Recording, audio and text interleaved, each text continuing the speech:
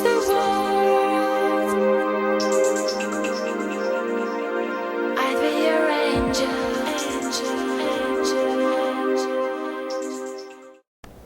Hi, it's Colleen Bishop, the Preparedness Pro. We got a busy event today in my kitchen. We're doing a whole lot of things going on all at once. So for starters, I'm going to be canning my ground beef that I just got from Zaycon. If you haven't discovered Zaycon yet, go to my blog, preparednesspro.com, and put in Zaycon, Z-A-Y-C-O-N, in the search bar, and you'll find out all about Zaycon. They're fabulous. But anyway, so I have 40 pounds of hamburger that I need to can, because there's no way that this will all fit in my freezer. So what we're going to do first and foremost is we're going to do something a little unusual when it comes to canning meat. Typically I can all of my proteins raw, but when it comes to hamburger or ground sausage, ground turkey, there's so many layers of surfaces where bacteria can grow. I go ahead and cook it first.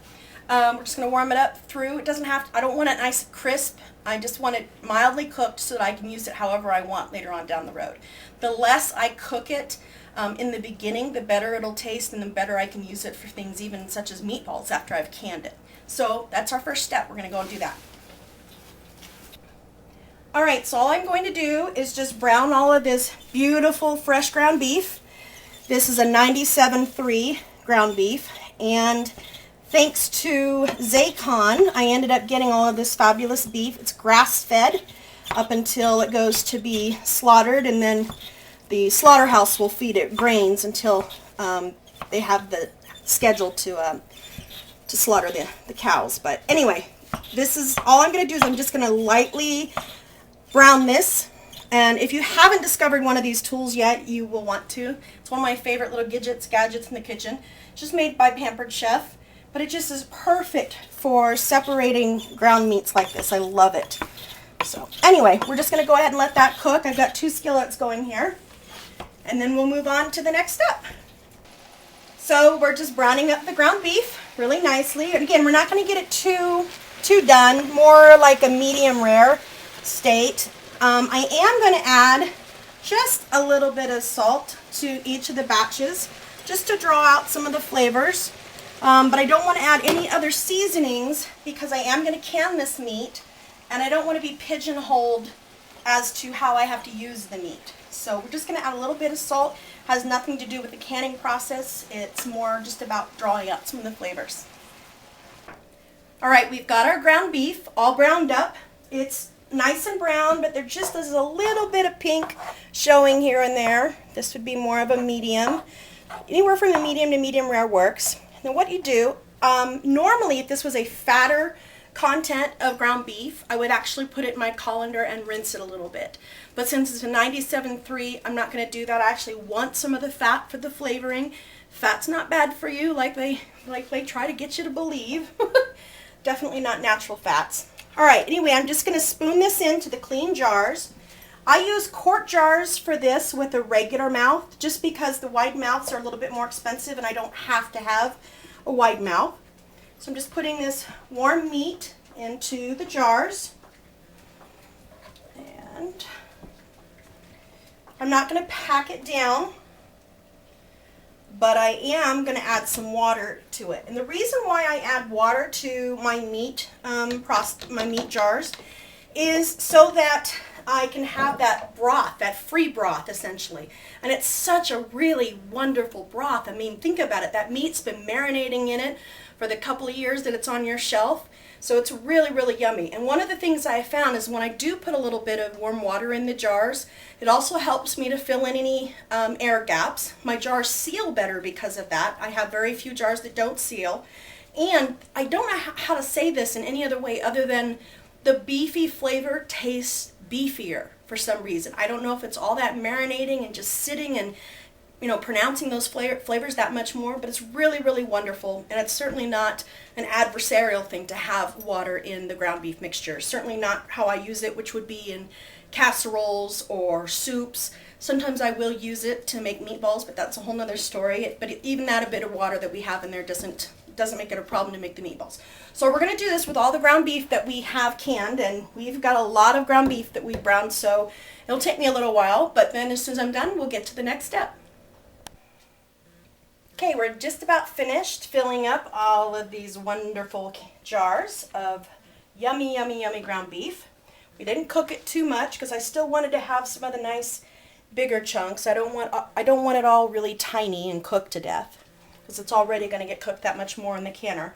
One of the things I wanted to point out is I use a funnel, not so that I don't just make a mess, but also because I don't want any fat around the rings. Now I'm still going to wipe all the rings down, but I don't want to risk any fat on the rings that I might miss, because the fat on the rings will compromise whether or not your jar seals when you've got it in the pressure canner. Also, this particular funnel gives me a good visual on my head space. I don't want to fill up this jar any further higher than where that red funnel finishes. So we're just going to finish this up, and then the next step that we're going to take is we're going to saturate a paper towel with some white vinegar, and we're going to use that paper towel to wipe off all of the lids. Before that though, we're going to actually add warm water to each of these jars. Again, we're just going to fill in the air pockets, the spaces. We're still not going to fill up the jar any more than that 1 inch of head space, 1 inch to ½ inch head space. The reason why you want to use warm water is because if you use cold water, it'll take that much longer for your pressure canner to come up to full pressure and to properly distribute the pressure throughout the jar. You want to look at each and every one of these jars as if they are their very own little tiny pressure canner. So you want to fill them up accordingly, and don't worry about it when you pull these out. You're going to have, you'll have like this much more space because your meat will get more compact in the bottom. It still will be absolutely delicious, I assure you. So we'll get moving to the next step. Just taking the white vinegar and getting my paper towel nice and wet, and I'm just wiping off the very top of the jar. It doesn't really matter if you do the water first or wipe the jars first. What matters, because the water's not going to prevent your seal, but fat will prevent the seal.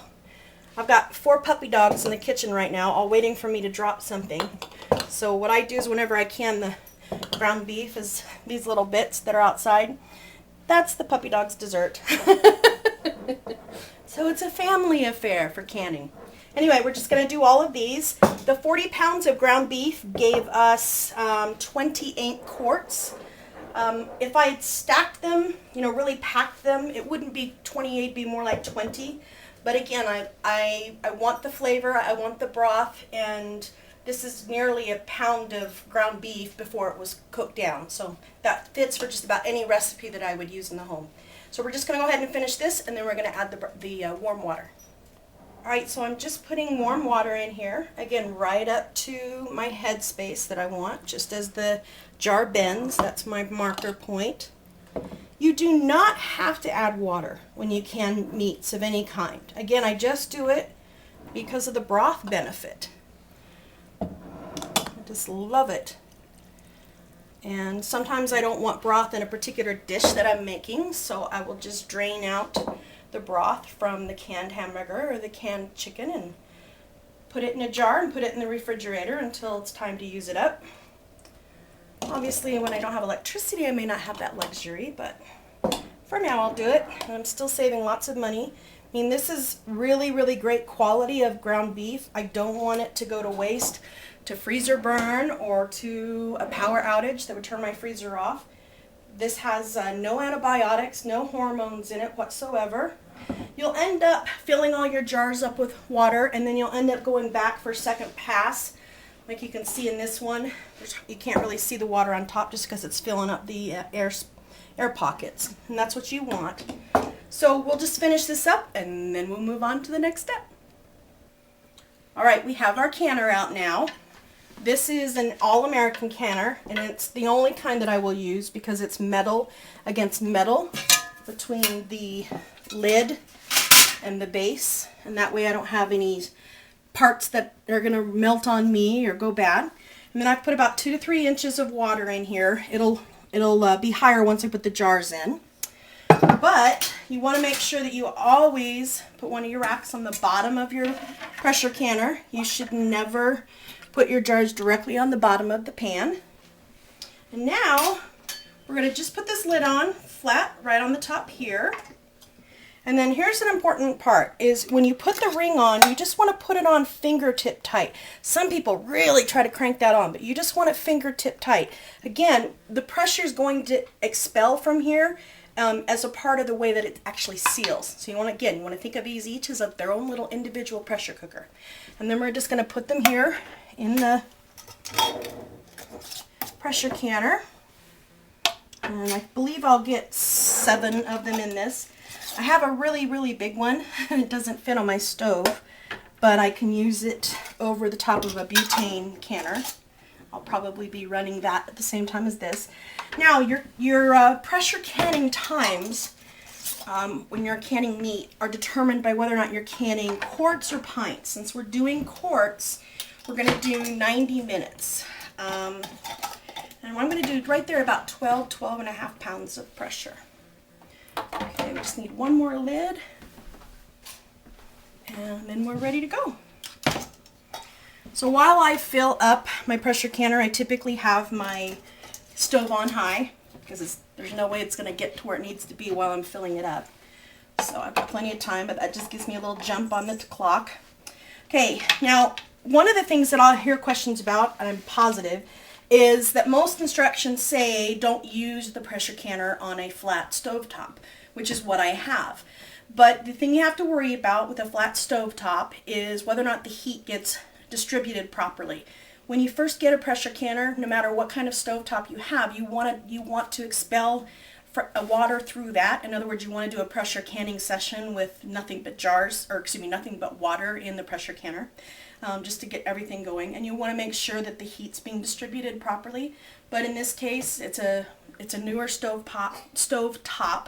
Unless you've got something back pre-1980s, you really shouldn't have a problem using a pressure canner or a pressure cooker on your stovetop, as long as you're getting a good quality pressure canner. If you get one of those cheapo pressure canners, maybe even some of the older ones, like Presto, sorry, I had to say it, you won't necessarily have a good distribution of heat. But with the All-American canner and a flat stove top, you'll be fine. Okay, so we've got all these in here, and you see how the water comes up to just about the neck of each of the jars. That's what you want. You don't want the jars covered with water.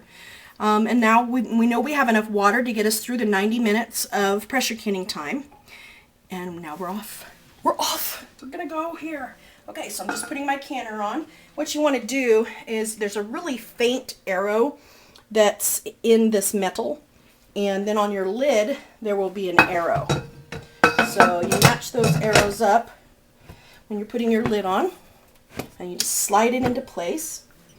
And what I do when I lock it up is I go opposite locks, and I just gently put it down. I don't want to tighten it quite yet. Again, opposite locks and opposite locks. And once I've done that, then I go around and tighten everything. And again, that's just to make sure I got even closure. Yep, it's all good and tight. Okay, now what's going to happen is this is going to get up to a nice high heat, and it will start to expel steam. I want it to expel steam out of this little spot here for a nice steady stream of steam for about 5 to 10 minutes. You need that so you can build up the appropriate amount of pressure to seal your jars. So we've got it'll take about 20-25 minutes for that to happen on this big pot, even longer if you have a bigger pressure canner. So we'll wait for the next step. This has been going now for a little bit, about 20-25 minutes, and for the last almost 10 minutes we've had a steady stream of steam and pressure coming out of there. So now we're going to put the weight on it. Now you look at your weight, it's kind of hard to see on the camera, but there'll be numbers on the weight, and those numbers indicate the poundage that you're going to use for your pressure, so your pressure pounds. In this case, I'm going to put the 15 on because I actually want more than 10, but less than 15. So that's the number that's going to end up going directly on here. Ta-da! We put it on right on time. And then what you're going to do for the rest of this period of time, now we're going to start your pressure cooking time. And in this case, this pressure canner, because we've got quart jars, we're going to want 90 minutes. So I'm going to set the timer for 90 minutes here. What you want to make sure of, though, is you're going to need to keep reducing the amount of fuel or electricity heat setting on your stove or on your butane stove, so that you don't have too much pressure building up. If you keep hearing this hiss and hiss and hiss and hiss, that means you've got too much pressure. So you'll just keep looking at your little gauge, and the arrow, we want to see it come up. I want it actually right in between 10 and 15 in this case, and I want it to maintain there during the full time of my pressure canning. So this will rise quickly now that we've put the weight on there. But what will happen is, since I have the stove set on high, I can actually get too much pressure coming out. And we don't want that, because then that'll have too much of the water coming out. I will run out of water in the pressure canner. So this is not something you can just walk away from. You just got to kind of listen to the rattling on the weight. It's okay if it hisses about once every 5 minutes. That's ideal. That's what you want. You don't want a consistent hiss though, because that means too much steam is coming out. I hope I said that in an unconfusing way. But you'll just keep lowering your heat. After you've done this a few times, you know your stove really well, you'll know that as soon as it comes up to pressure, automatically where to lower your heat. It will just come with time. Okay, so this is making all kinds of noise, and that's great, but we don't want it to be consistent like that. You can also see here on my gauge, I'm at 250, 15 pounds of pressure, and I actually don't need it to be quite that high. So, more so because of the noise this is making, I'm going to reduce my heat, and I'm going to actually take it down to about a medium high on my stove. You don't want to reduce it too far, because then what will happen is all your pressure will drop, and it's like you have to start all over again to get that pressure to build back up. So we'll keep checking back here, and we'll be right back. Alright, so now comes the really great part. Your timer has gone off, you're done with all your processing, your pressure kept up exactly as high as it was supposed to the entire time, all is well. So what we're going to do is we're going to do a quick release of the pressure. Now the cheaper canners you can't do this with. You can only do it with a really good quality canner. And the way to do that is you're going to remove the canner off of its heat source. And then this is actually really quite hot. So you're going to just take it with a hot pad, and you're just going to release that pressure lever. Like that. Now you can't do this with the really old canners. Only these new canners are built for this kind of pressure release. But that's the only way that you're going to get in multiple batches of canning with one canner. Otherwise, you'll wait forever, hours, for this pressure to come down naturally. As soon as the pressure has stopped completely, you'll open it up. We'll be right back. Alright, we're all finished. All the pressure's released. You see that this is zeroed out, and you don't hear any more steam or feel any more coming out of there, just other than the warmth that's coming out. So again, you're just going to loosen these, caddy from each other.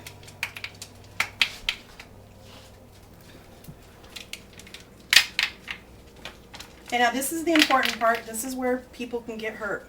When you open this, you want to open it so the lid is away from you, because this steam is really hot. So just open it up that way. You don't want the steam coming at you. Okay, and bring the lid down. Okay, so now you can see in here, all of these little jars, remember I said each one of them is their own individual pressure cooker? Well, it's going to take a while for that pressure within each jar to release. So they're still going to be hot, they're still boiling. So you use these fabulous jar lifters. See how that's just still boiling in there? And we're just going to set them on, you can set them on towels, or I have my little dish drainer pads that I use.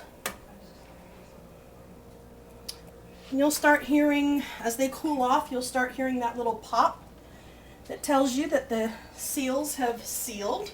It's music to my ears. There's other ways to test for sealing. One of the things that I do when I can is I never put the canned products away immediately. I usually wait a week to make sure that they're going to keep their seal. They're going to stay closed. And there we go. So you're now officially done. Now, you want to wipe off the outside of the jars, because inevitably you'll have some of the juices from your meat.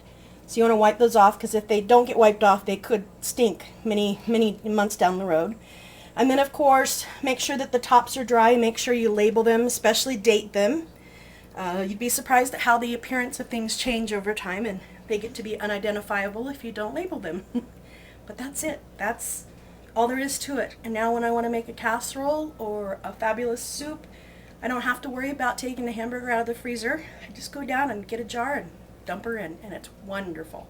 You'll absolutely love how this tastes. It's going to be so tender, juicy, just awesome. So I hope you enjoy it too, and I hope this is one more step towards your own self-sufficiency. Could change the world.